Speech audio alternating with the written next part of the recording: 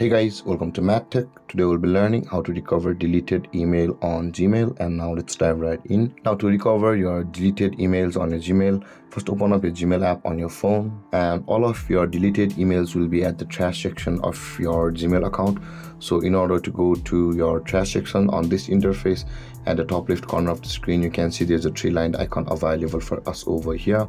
Tap on the three-lined icon at the top left corner of the screen, and this kind of menu will appear where we'll be required to scroll down until we can find the trash. Over here guys, you can see just below the spam there is the trash folder available for us.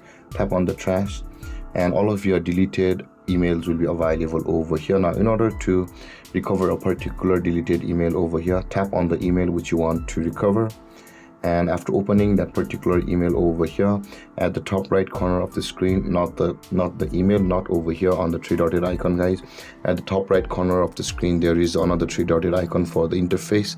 Tap on that three dotted icon which is at the top right corner of the screen, and when this menu appears we'll be required to tap on the move to option over here which is at the top of the screen. Tap on move to, and this kind of box will appear and we'll be required to tap on the primary section.